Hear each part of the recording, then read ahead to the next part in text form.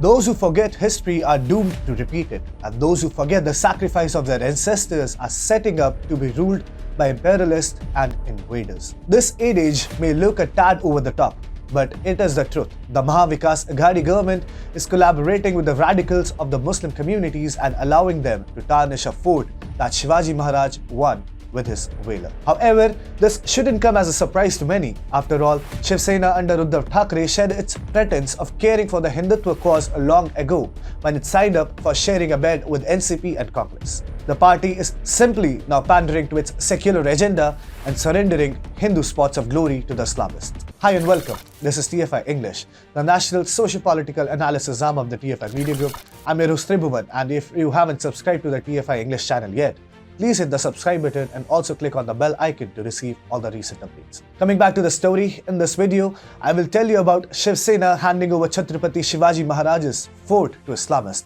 Let's begin. Under the wistful eyes of the Mahavikas Aghadi government of Maharashtra, the Islamists are quietly and indigenously butchering the history of contemporary India. Arguably one of the greatest leaders Bharat has ever seen, Chhatrapati Shivaji Maharaj and his identity is being challenged as Muslims lay claim upon the Lohagad Fort situated near Pune.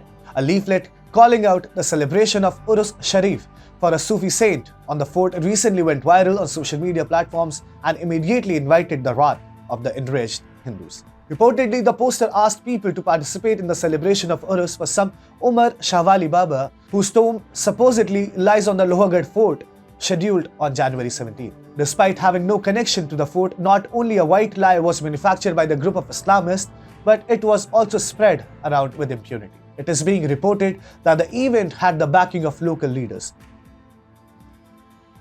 Haji Hussain Baba Sheikh, a veteran Shiv Sena leader, is the chairman of the event, while NCP MLA Sunil Shekle from Mawal is the guest invitee. Shiv Sena, claiming to be descendants of Hindu Hriday Samrat Bala Thackeray, is openly supporting a bygone Sufi saint who is being forcefully connected to a site that has utmost significance for Chhatrapati Shivaji Maharaj and his believers. In the battle of 1670, the great Chhatrapati Shivaji Maharaj won this fort. This is a recognized structure that is famous for its four walls that are still in an unbroken state. This gives you the idea of old times glory. A netizen named Malhar took to Twitter to share the sensational news and remarked, "There is no contemporary evidence which shows that there existed a mosque on Lohagad Fort during Chhatrapati Shivaji Maharaj's time or Chhatrapati Sambhaji Maharaj's time. Under the name of secularism, the Muslims have encroached many forts before and with help of politicians." Lohagad, being a protected monument site under ASI, the Archaeological Department of India at Bombay, has already denied permissions to conduct any religious functions on the site. However, having the backing of local MBA leaders, the controversy has still not come to a close. Earlier, in a similar style, the construction of a mosque on the iconic Rajgad Fort came to light. A video went viral in the realms of social media platforms, and it showed young Muslim men wearing skull caps and moving stones for the construction for the same. As video came to light, Yuvraj Sambhaji, a BJP member and heir to Kolhapur royal family as the 13th direct descendant of the Maratha king, Chhatrapati Shivaji Maharaj, stepped in and raised the issue with the archaeological department. He wrote, "It is unfortunate that illegal construction activities are allowed to go on in an iconic place like Rajgad Fort," and also asked the ASI to maintain the character, sanctity and historicity of the fort by necessarily removing the mosque immediately. The modus operandi of encroaching a public land is simple. First, a group of Muslim men start offering namaz on the public road.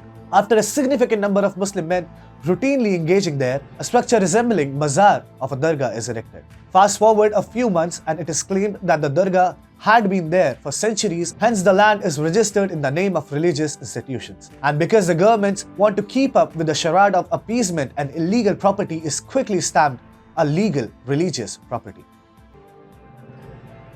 This is not the first incident that has transpired in the last few months. Gurugram saw an extended period of revolt from the Hindu residents of the area protesting against the Muslims who had encroached public roads and parks for their prayers. The resolute defense by the Hindu residents finally paid dividends as the Muslims were directed to only pray at the mosques and the few designated spots within the city. Similarly, as reported by TFI last year, a 26-year-old Hindu activist named Vijay Gadaria was shut down by the SHO of Adarsh Nagar for speaking out against an illegal mazar that had propped up on the Azadpur flyover. While the conversation was civil, SHO Bhardwaj chimed in and through his elaborate English-speaking skills tried to superimpose himself on the situation. He started threatening the Hindu activist with legal actions and later forced him out of the scene with his escort of policemen. Meanwhile, the Muslim man and his illegal mazar were deemed legal by the SHO. The Islamo-leftist cabal continuously attempts to reduce Chhatrapati Shivaji Maharaj to a regional ruler instead of a national emperor. In the history of books of India, the left historians have successfully reduced the Maratha Empire